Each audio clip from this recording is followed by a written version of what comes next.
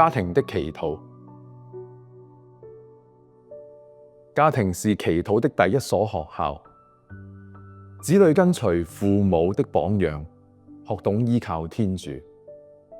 即使遇到困難，仍相信天主會給予我們支援。家庭若具有祈禱及虔誠的精神，就相似家庭教會，是福傳的有效途徑。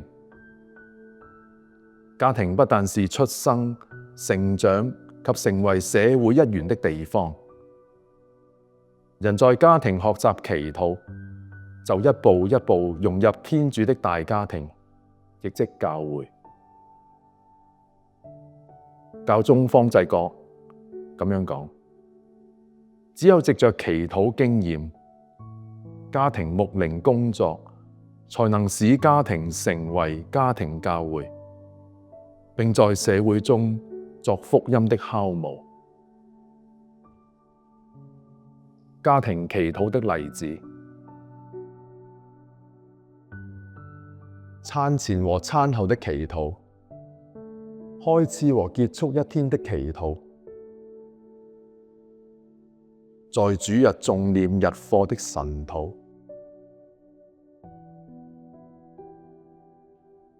主日祈禱。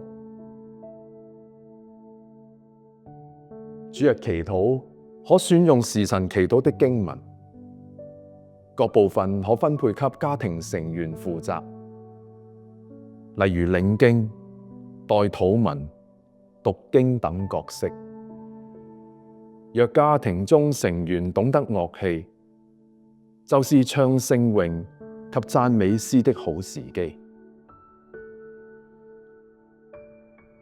為年幼子女，可誦讀該天聖人的故事。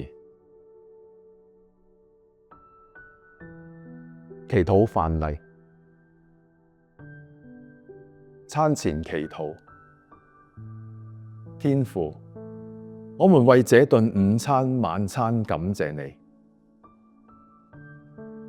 並以你的旨意作為我們的日用糧。求你照顧飢餓的人，按你的旨意滿足他們的需要。阿們。餐後祈禱。主，我們為你一切的恩賜感謝你，求你幫助我們妥善地運用，因我們的主基督。阿們。早晚禱範例。早禱。天主，我朝拜你，全心愛慕你，感謝你造生了我，又召選我作基督徒，一夜保守着我。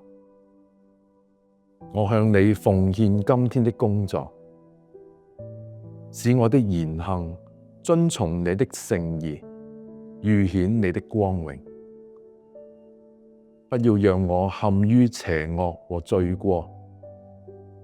願你的恩寵常與我及我的親人同在。阿們。晚禱。天主，我朝拜你，全心愛慕你，感謝你造生了我，又召選我作基督徒，全天保護着我。請寬恕我今天所犯的罪過，並悅納我所作的美事。求你今夜守護我，由兇惡中解救我。願你的恩寵常與我及我的家人同在。阿們。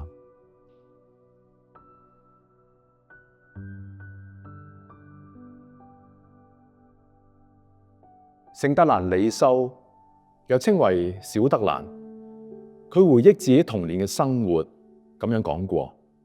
佢話佢每一晚同佢嘅家人一齊去祈禱，家庭祈禱塑造咗佢。佢記起細個嘅時候，每晚就坐喺爸爸身邊，聽爸爸講關於信仰嘅事。佢曾經咁講過，佢話望住自己嘅爸爸，就明白聖人係點樣祈禱。我哋點樣祈禱，就點樣去生活。當我哋不斷祈禱，打開自己嘅心，聆聽天主對我哋說話，我哋就被主觸碰。我哋聽到、經驗到上主溫柔咁樣安慰緊自己，接納緊自己，寬恕緊自己，你就會明白基督徒係應該點樣去生活，由內而外將天主嘅美善散發出嚟。別人就係因為與我相遇，就能夠經驗到上主嘅慈愛係幾咁美善。小德蘭記得自己嘅媽媽曾經教佢咁樣祈禱：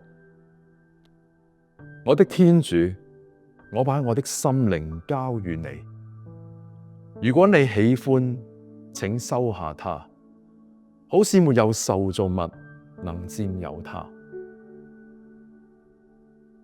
小德蘭喺佢嘅自傳裏邊就係咁樣講，自己經常向耶穌祈禱，將自己交俾耶穌，將自己嘅心靈交俾耶穌。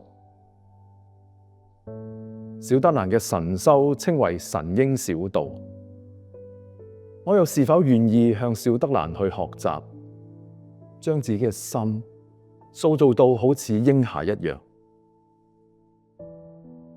耶穌曾經講過：我實在告訴你們，你們若不變成如同小孩一樣，你們決不能進天國。